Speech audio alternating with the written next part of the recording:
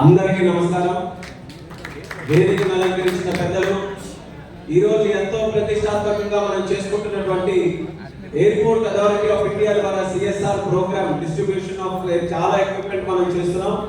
ఈ కార్యక్రమానికి ముఖ్య అతిథిగా వచ్చేసినటువంటి airport authority of India chairman గారు ఢిల్లీ నుంచి విపిన్ కుమార్ గారు ప్రత్యేకంగా ఈ కార్యక్రమంలో నేను కూడా పాల్గొనాలి, ఏ సంతోషం అయితే వికలాంగులు దివ్యాంగులు అందరూ కూడా పడుతున్నారో అది ప్రత్యేకంగా నేను చూసి ఆ సంతృప్తి పొందాలని ఢిల్లీ నుంచి విచ్చేసినటువంటి విపిన్ కుమార్ గారికి, అలాగే మన జిల్లా కలెక్టర్ గారు స్వప్నిల్ గారికి, మన శాసనసభ్యులు శ్రీకాకుళం నుంచి గొడ్డు శంకర్ గారు, నరసన్నపేట నుంచి రమణమూర్తి గారు, జేసీ ఫర్మాన్ గారు, ఆర్డీఓ ప్రత్యూష గారు, అలాగే ఎయిర్పోర్ట్ అథారిటీ ఆఫ్ ఇండియా నుంచి తెలుగు అతనే హెచ్ఆర్ గా మెంబర్ గా ఉన్నటువంటి శ్రీనివాస్ గారు, అరవల రవీంద్ర గారు, శివాల సూర్యం గారు, అలాగే పిఎంజే బాబు గారు, అవినాష్ నాని గారు, ఇలా చాలా మంది నాయకులు వేదిక మీద ఉన్నారు. ఇలాగే ఈ కార్యక్రమంలో పాల్గొన్నారు. వారితో పాటు మా దివ్యాంగ సోదర సోదరీమణులు, నా కుటుంబ సభ్యులైనటువంటి వారందరికీ కూడా మరొకసారి నా హృదయపూర్వకమైనటువంటి నమస్కారాలు తెలియజేస్తున్నాను. మీరందరూ కూడా చూస్తుంటారు, ఢిల్లీలో ఉంటాం, హైదరాబాద్ లో ఉంటాం, ఏ రాష్ట్రంలో ఏ ప్రాంతంలో ఉంటామో తెలియదు. ప్రతిరోజు కేంద్ర మంత్రిగా అనేక ప్రాంతాలు తిరుగుతూ అనేక కార్యక్రమాలు చేస్తాం.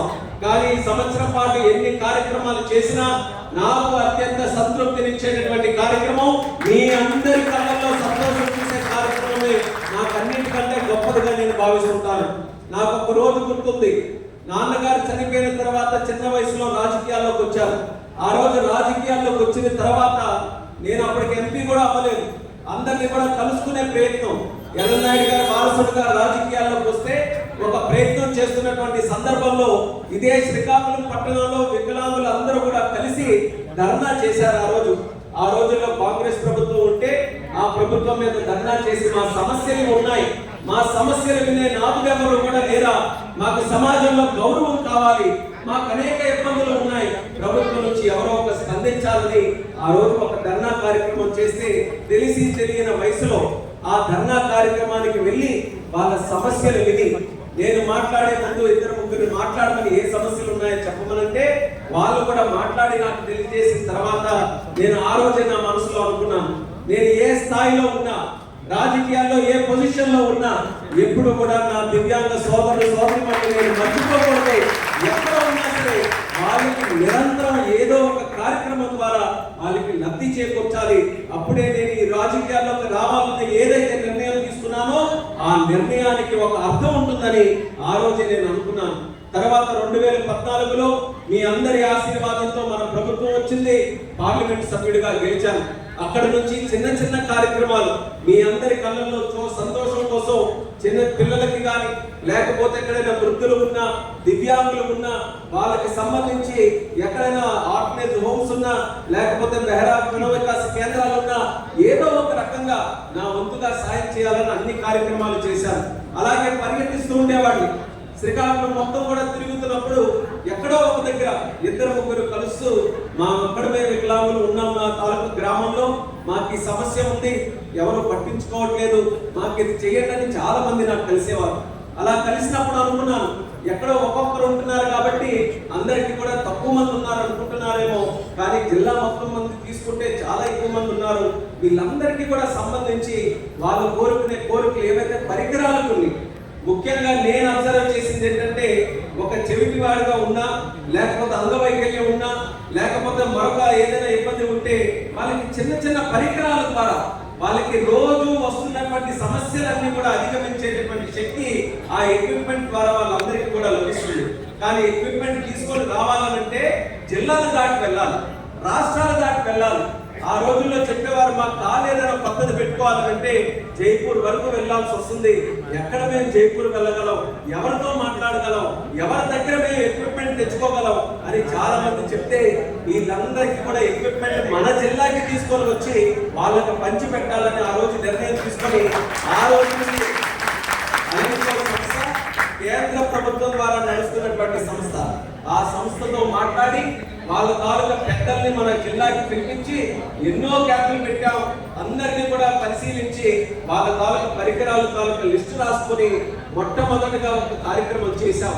అయితే 2019 తర్వాత డిస్ట్రిబ్యూషన్ ప్రోగ్రామ్ పెట్టి సుమారు 21వ సంవత్సరంలో 2021లో కోవిడ్ ఉన్నటువంటి సమయంలో ఎక్విప్మెంట్ అంతా కూడా మన జిల్లాకి వస్తే ఆ జిల్లాకు వచ్చినటువంటి ఎక్విప్మెంట్ లో నేను అన్ని కూడా స్టడీ చేశాను. చాలా ఎక్విప్మెంట్ వచ్చింది, కానీ అందులో కొంత కొరత కనబడింది. ఆ కొరత ఏంటంటే బ్యాటరీ ట్రైసైకిల్స్ ఎక్కువ మంది కావాలని కోరుకున్నారు, కానీ బ్యాటరీ ట్రైసైకిల్స్ రాలేదు ఎక్కువ. అప్పుడు మళ్ళీ ఆ జిల్లా కలెక్టర్ గారు నివాస్ గారు ఉంటే ఆయనతో మాట్లాడి ఈ బ్యాటరీ ట్రైసైకిల్సే కదా మనకు కావాల్సింది ఎక్కువ, ఆ ట్రైసైకిల్స్ ఎలా చేయాలంటే మన దగ్గర ప్రభుత్వం డబ్బులు ఇవ్వట్లేదు సార్, ఆ ప్రభుత్వం డబ్బులు ఇవ్వక మేము తీసుకొని రాలేకపోతున్నాం అంటే ఎక్కడ ఎంత పడుతుందో చెప్పండి, నా ఎంపీ నిధుల నుంచే ఇస్తాను, ఒక్క ట్రైసైకిల్ కూడా ఆ రోజు ట్రైసైకిల్స్ చేశాము. ఇక్కడే ఆనందమయ్యలో ఒక ప్రోగ్రామ్ పెట్టుకొని ఆ రోజు డిస్ట్రిబ్యూషన్ అంతా కూడా చేశాం. ఒక సంతోషం ఉండింది, అందరికీ పరికరాలు ఇస్తున్నామని. అందరూ పిలిపించిన తర్వాత పరికరాలు తీసుకున్న వ్యక్తులు ఎంతమంది ఉన్నారో దానికంటే ఎక్కువ మంది కూడా ప్రాంతానికి వచ్చారు. అయ్యో మా పేరు లేదు, లేకపోతే నాకు ఏ పరికరం రాలేదు, మాకు ఇంకా అవసరం ఉందన్నారు. అయితే ఇది ఒక్కసారితో అయిపోయే ప్రోగ్రాం కాదు, మళ్ళీ మళ్ళీ చేయాలని మళ్ళీ ఇంకోసారి క్యాంపులు పెట్టించాం. 2023లో అలింగా వాళ్ళకి బతిమాలను మా ప్రభుత్వం ఆ రోజు లేకపోయినా నేను ఉంటాను, మా సోదరుల కోసం నిధులు ఎక్కడి నుంచైనా తెప్పిస్తాను, మీరు మళ్ళీ క్యాంపు పెట్టండి. 23లో ఒక క్యాంపు పెట్టించాము. మళ్ళీ క్యాంపు పెట్టించి నా నిధులతో పాటు మళ్ళీ నిధులు జోడించి సుమారు 70-80 లక్షల రూపాయలతో మళ్ళీ క్రిందటి సంవత్సరం ఇదే హాల్లో ఆగస్టు నెలలో మీ అందరికీ పరికరాలు పంపిణీ చేసే కార్యక్రమం పెట్టాము. అప్పుడు కూడా చూశాను ఇంకా చాలా మంది ఉన్నారు. అయితే ఇది ఇంతటితో కాదు, మళ్ళీ ఇంకోటి చేయాలని 24, 25 ఇదే సంవత్సరం జనవరి నెలలో మళ్ళీ అలింగం వాళ్ళకి పిలిపించి ఏవైతే చిన్న చిన్న సజెషన్స్ మీరు అందరూ కూడా ఇచ్చారు, సలహాలు ఇచ్చారు. చాలా మంది గతంలో ఏదైనా డిస్ట్రిబ్యూషన్ చేస్తే ఒకే దగ్గర చేసేవాళ్ళం, ఐడెంటిఫికేషన్ చేసినా 3-4 దగ్గర నుంచి ఒకటే చేసేవాళ్ళం.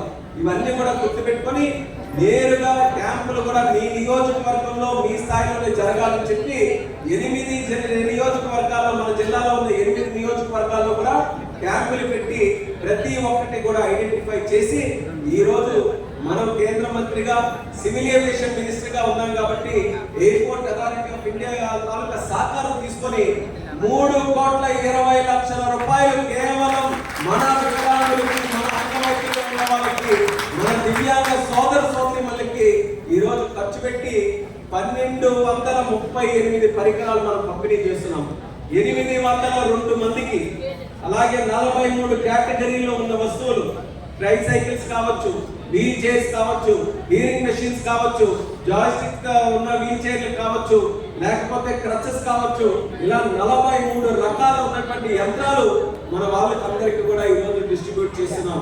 అయితే ఇది కూడా 3 డివిజన్లో చేస్తున్నాం. అంటే మళ్ళీ ఎక్కడే పెట్టి ఇచ్చాపురం నుంచి రమ్మనంటే చాలా ఇబ్బంది పడుతున్నారు వాళ్ళు కూడా. ఎవరో ఒకరు తోడుగా ఒకరు రావాలి. ఈ రోజు 11 గంటల కనంటే ఎక్కడ 9-8 గంటలకి ఎంతకో బయలుదేరి సరిగ్గా ఫోన్ చేస్తారో లేదో తెలియదు, ఇక్కడ ఏ టైం అవుతుందో తెలియదు, మళ్ళీ పంపిణీ చేసిన తర్వాత అది తీసుకొని ఎలా వెళ్ళాలో కూడా తెలియదు. అందుకనే డివిజన్ల వారి కూడా మార్కెటింగ్ చేసి 802 మంది ఉంటే ఇక్కడ సుమారు 371 మందికి ఈ రోజు ఇక్కడ చేసి మళ్ళీ పలాసలో ఒక కేంద్రం, అలాగే అవసరమైతే ఇంకొక కేంద్రం కూడా పెట్టి అందరికీ కూడా పంపిణీ చేసే కార్యక్రమం మన కూటమి ప్రభుత్వంలో ఈ రోజు చాలా గౌరవంగా చేస్తున్నామని ఈ సభాముఖంగా తెలియజేస్తున్నాను. ఎందుకంటే నేను ఎప్పుడు కూడా మీ అందరిలో కూడా చూసింది ప్రతిరోజు కష్టమే. మీ అందరికీ కూడా ఒక ఊరిలో ఉన్న ఒక పని కోసం ఎక్కడికైనా వెళ్ళాలన్నా, ఒక కుటుంబంలో ఏదో ఒక రకమైనటువంటి సమస్యలు అందరూ కూడా ఎదుర్కొంటున్నారు. మీకు కావాల్సింది ఒక ధైర్యం కావాలి, ఒక ఆత్మవిశ్వాసం ఎప్పుడు కూడా ఉన్నటువంటి వ్యక్తులు మీరందరూ కూడా. మీ సంకల్ప బలానికి నిజంగా సెల్యూట్ చేయాల్సినటువంటి అవసరం ఎందుకంటే వైకల్యం అని మనం అంటున్నాం, కానీ చెవిటివాడు వైకల్యం కాదు, లేకపోతే ఒక చేయలేకపోవడం వైకల్యం కాదు, కాళ్ళు లేకపోవడం వైకల్యం కాదు, చూపు లేకపోవడం, మాట లేకపోవడం ఇవి కాదు వైకల్యం ఉన్నది. మంచి మనసు లేకపోవడం వైకల్యం అనేది కూడా అందరికీ మంచి మనసు. ఎన్ని కష్టాలు ఉన్నాయి మీ అందరికీ కూడా తెలుసు, రోజు అనుభవిస్తున్నారు. కానీ ఎప్పుడు ఏ కష్టం కోసం, సాయం కోసం ఎవరు వచ్చినా సరే మొట్టమొదట చిరునవ్వుతోనే పలకరిస్తారు తప్ప ఏ ఒక్కరు కూడా ఏదో సాడ్ ఫేస్ తో ఎప్పుడు కూడా కనపడరు. అంటే ఆత్మవిశ్వాసం అది నిత్యం మనం వెలుగుతూనే ఉండాలి. మనం నవ్వుతూ ఉండాలి, సమాజాన్ని కూడా నవ్విస్తూ ఉండాలనే ఆలోచనతో నిరంతరం కూడా ఒక మంచి స్ఫూర్తిని మీరందరూ కూడా ఇస్తున్నారు. అందుకనే ఒక సోదరుడిగా నిలబడ్డారు మీ అందరి కోసం, ఒక కుటుంబ సభ్యుడిగా మీకు కార్యక్రమం కాదు, భవిష్యత్తులో ఎప్పుడు ఏ కార్యక్రమం జరిగినా ఎల్లప్పుడూ కూడా మీకు మీ రామ్మోహన్ నాయుడు మీకు తోడుగా ఉంటాడని ధైర్యంగా కింద ఆగస్టులో ఈ కార్యక్రమం చేస్తే అప్పుడే ఒక ఆలోచన వచ్చింది. ఆ రోజు మీ అందరికి కూడా చూసి నేను కూడా అనుకునేవాడిని, సరే ఈ ప్రోగ్రామ్ చేసినప్పుడు నన్ను కలుస్తున్నారు, నేను లేనప్పుడు మీరు అందరూ కూడా జిల్లా కలెక్టర్కి వెళ్ళి కలుస్తారు. ఏదైనా ఒక ఉద్యోగం కావాలన్నా, ఒక సర్టిఫికేట్ కావాలన్నా, లేకపోతే మీకు అదనంగా ఏదైనా ప్రభుత్వం నుంచి సహకారం కావాలన్నా, గ్రీవెన్స్ లో ప్రతి సోమవారం జరిగితే మీరందరూ అధికారుల దగ్గరికి వెళ్తున్నారు, లేకపోతే కలెక్టర్ గారి దగ్గరికి వెళ్ళి గంటలు తరబడి. ఎందుకంటే సోమవారం చూస్తే తండాలుగా ప్రతి ఒక్కరు కూడా వస్తారు. అందులో తోసుకొని వెళ్ళిపోయేవాడు ఒకడు, మరి గట్టిగా ఉన్నవాడు అందరూ పక్కకు జరుపుకొని వెళ్ళిపోయేవాడు ఉంటారు. కానీ మీరు మాత్రం ఆ లౌక్యంతో ఆ దీంతో ముందుకెళ్ళడానికి అన్ని అవకాశాలు కూడా ఉండవు. ఆ రోజు ఒక ఆలోచన వచ్చింది, వాళ్ళతో మళ్ళీ ఎందుకు మీకు అందరికి కూడా ముడిపడి గ్రీవెన్స్ పెట్టడం, విడిగా ఒక గ్రీవెన్స్ పెట్టాలనంటే ఆ రోజు కలెక్టర్ గారు కూడా అంగీకరించి ప్రతి 3వ శుక్రవారం స్వాభిమాన్ అనే ప్రోగ్రాం ప్రత్యేకంగా మీ అందరి కోసం కలెక్టరేట్ లో తలుపులు తెరిచి మీరందరూ ఎవరు వస్తారో రండి, ఈ సమస్యలు పరిష్కరించడానికి ప్రభుత్వం జిల్లా యంత్రాంగం అందరం కూడా సిద్ధంగా ఉన్నామని ఈ గత 9 నెలలుగా అద్భుతంగా స్వాభిమాన్ కార్యక్రమం చేస్తున్నారు. మళ్ళీ వేదిక ద్వారా తెలియజేస్తున్నాను, ఎవరికైనా తెలియకపోతే మీ కలెక్టర్ గారిని కలవాలి, మళ్ళీ అందరితో పాటు కలిస్తే మాకు అవకాశం రావట్లేదు, మాకు ఇబ్బంది జరుగుతుందంటే ప్రతి 3వ శుక్రవారం స్వాభిమాన్ అనే ప్రోగ్రాం మీ అందరి కోసమే చేస్తున్నాము, దాన్ని సద్వినియోగం చేసుకోండి అని కూడా తెలియజేస్తున్నాము. ఆ కార్యక్రమం ద్వారా చాలా మందికి పెన్షన్ సమస్యలున్నా, లేకపోతే ఇలాంటి పరికరాలు కావాల్సిన సమస్యలున్నా, లేకపోతే ఉద్యోగాలు కావాల్సినటువంటి సమస్యలున్నా కలెక్టర్ గారు ప్రత్యేక చొరవ తీసుకొని ఆ కార్యక్రమాలన్నీ కూడా చేస్తున్నారు. చాలా సక్సెస్ఫుల్ గా అయింది. మన రాష్ట్ర ముఖ్యమంత్రి వర్యులు చంద్రబాబు నాయుడు గారు కూడా మా జిల్లాలో ఇలా కలెక్టర్ గారు ఆధ్వర్యంలో చేస్తున్నారంటే ఆయన కూడా ఒప్పొంగిపోయి చాలా అద్భుతంగా ఉంది, ఏదో ఒక రోజు రాష్ట్రంలో కూడా ఇలాంటి కార్యక్రమం చేయాలని ఆయన కూడా మన జిల్లాలో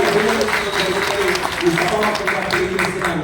ఇది మన ప్రభుత్వం తాలూకా పట్టుదల, ఇది మన ప్రభుత్వానికి మీ అందరి మీద ఉన్నటువంటి చిత్తశుద్ధి. ఇది కేవలం నేను చేసిందే కాదు, నాకు స్ఫూర్తి మన ముఖ్యమంత్రి చంద్రబాబు నాయుడు గారు. ఆయన కూడా నిరంతరం పేదవాళ్ళకి, అలాగే అవసరం ఉన్న వాళ్ళకి, కష్టాల్లో ఉన్న వాళ్ళకి, అలాగే మనకున్నటువంటి దివ్యాంగులకి వీళ్ళందరికీ కూడా మనం చూసుకోవాలి, వాళ్ళకి అండగా నిలబడాలని ఎన్నో కార్యక్రమాలు పెట్టాడు. మీ అందరే ప్రత్యక్ష సాక్షి. ఆ రోజు మనకి ఎన్నికలు జరగక ముందు చంద్రబాబు నాయుడు గారు మీ అందరికీ సంబోధిస్తూ ఒక మాట ఇచ్చారు, మన ప్రభుత్వం వచ్చిన వెంటనే మీ పెన్షన్లు మళ్ళీ 3,000 ఏవైతే ఉన్నాయో 6,000 రూపాయలు చేస్తామని. ప్రభుత్వం వచ్చిన వెంటనే అది అమలు చేసినటువంటి నాయకుడు మన ముఖ్యమంత్రి వర్యులు నారా చంద్రబాబు నాయుడు గారు తెలియజేస్తున్నాను.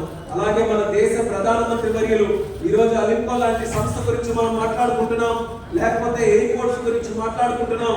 దేశం అభివృద్ధి చెందుతుందని అన్ని రంగాల్లో ఈరోజు ధైర్యంగా మాట్లాడి భారతదేశం అంటే ప్రపంచంలోనే ఒక ఉన్నతమైనటువంటి దేశంగా తయారైందంటే దానికి కారణమైనటువంటి యోధుడు దేశ ప్రధానమంత్రి నరేంద్ర మోదీ గారిని కూడా సమానంగా తెలియజేస్తున్నాను.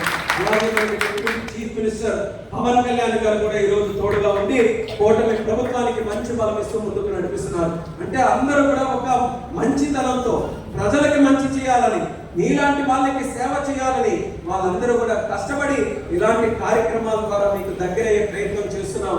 పెన్షన్లు పంపిణీ చేశాం, అలాగే ఉన్నటువంటి ప్రత్యేక కార్యక్రమం పెట్టాం.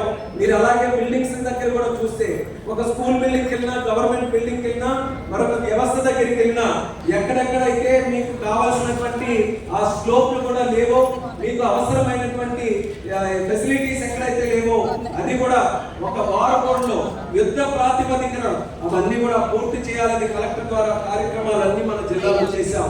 ఇంకెక్కడైనా అవసరం ఉంటే వాటిని కూడా చేసి పెడతామని కూడా తెలియజేస్తున్నాం. మీరు ఇదే రకమైనటువంటి ఆత్మవిశ్వాసంతో ఎల్లప్పుడూ చిరునవ్వులతో ముందుకు నడవండి అనే ఒక్క మాట మీ అందరికీ కూడా తెలియజేస్తున్నాం. మన జిల్లాలో దివ్యాంగుల తాలూకా బలం ఏ రకంగా ఉందనంటే దున్న వెంకటేశ్వరరావు అని ఉద్దాన వెంకట రామకృష్ణాపురం వజ్రపుత్తూరు మండలం, ఆయనతో 8-9 సంవత్సరాల ముందు కలిశాను. క్రికెట్ వరల్డ్ కప్ ఆడాడు మన శ్రీకాకుళం జిల్లాలో. ఆయనకి ఒక చిన్నప్పుడు బాల్ తగిలి కంటి చూపు ఒకటి పోతే ఆగిపోలేదు. కంటి చూపు పోతే అందరం అనుకుంటాం నీకు బాల్ సరిగ్గా కనబడదు కాబట్టి ఆడము క్రికెట్ ఆడతాడు. అయినా పట్టుదలతో ఆడాడు. పట్టుదలతో ఆడి భారతీయ టీంలో ఆడి 4 వరల్డ్ కప్లో మన శ్రీకాకుళం జిల్లా వాసి పార్టిసిపేట్ చేశాడంటే దివ్యాంగుల తాలూకా చరిత్ర మన జిల్లాలో ఎలా ఉందో చూడండి. అలాగే బ్యాడ్మింటన్ లో కూడా మన తాలూకా వ్యక్తి మరొక అతను మంచి చాట్ చూపి మెడల్స్ కూడా గెలిచాడు. ఇలా చాలా ఎగ్జాంపుల్స్ ఉన్నాయి, ఉదాహరణలు ఉన్నాయి మన జిల్లాలో. మీరు కూడా ఆ స్థాయిలో రానివ్వాలి.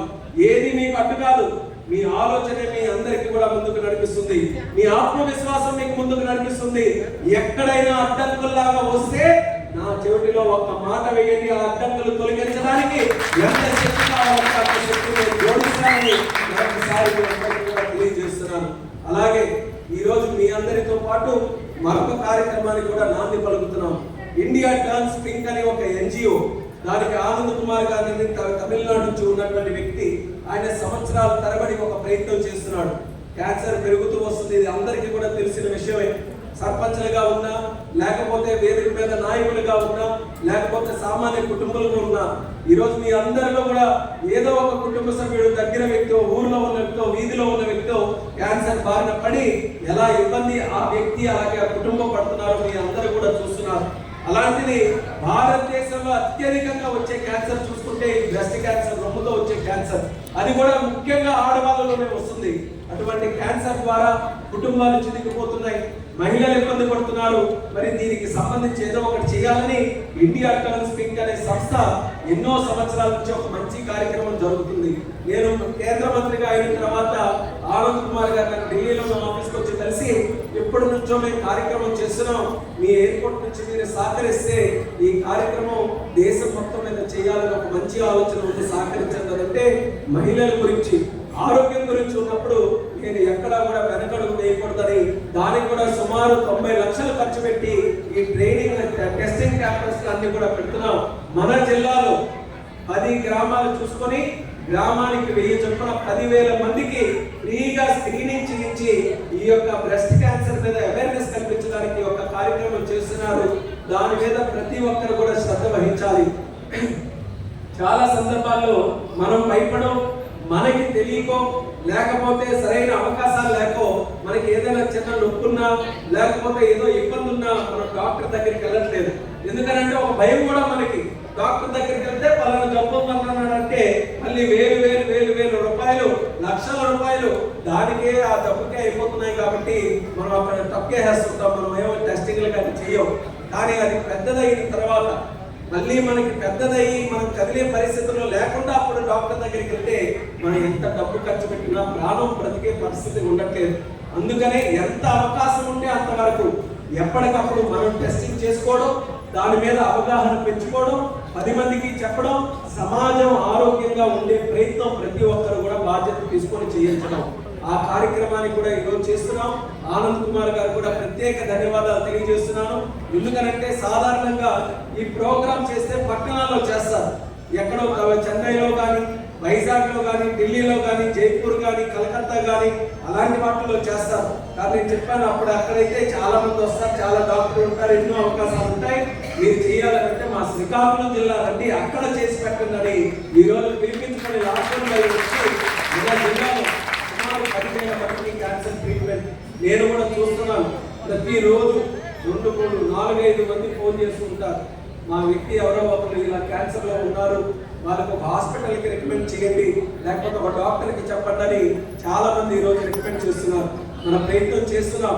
కానీ వచ్చిన తర్వాత మనం ఏదో ప్రయత్నం చేయడం, డాక్టర్ల చుట్టూ తిరగడం కాదు. కొంత మనం సరైన అలవాట్లు మనకు ఉంటే, కొంతవరకు సరిగ్గా మనం టెస్టింగ్లు కానీ చేసుకోగలిగితే, సరైన స్టేజ్లో కానీ క్యాన్సర్ని కానీ మనం పసిగట్టి దానికి ట్రీట్మెంట్ కానీ చేయించుకోగలిగితే ఇబ్బంది లేకుండా వాళ్ళ జీవిత కాలం అంతా కూడా సురక్షితంగా బ్రతికే అవకాశం ఉంది.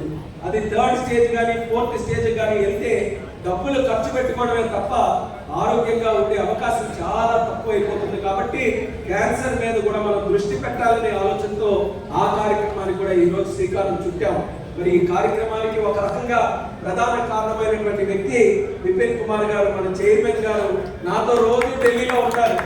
అయితే నేను చెప్పాను కేంద్ర మంత్రిగా నేనే వెళ్తున్నాను, కార్యక్రమం అంతా చేస్తాం, గ్రాండ్ గా చేస్తామనంటే ఆయన కూడా ఈ కార్యక్రమం తాలూకా శక్తి చూసుకొని మీరొక్కలే కాదు సార్, నాకు కూడా అవకాశం ఇవ్వండి, నేను కూడా వస్తానని తెల్లవారు 5 గంటలకి ఢిల్లీలో ఫ్లైట్ ఎక్కి ఈ కార్యక్రమం కోసం ప్రత్యేకంగా విపిన్ కుమార్ గారు ఈరోజు వచ్చినందుకు మీరందరి తరఫున ప్రత్యేకమైనటువంటి ధన్యవాదాలు తెలియజేస్తున్నాం.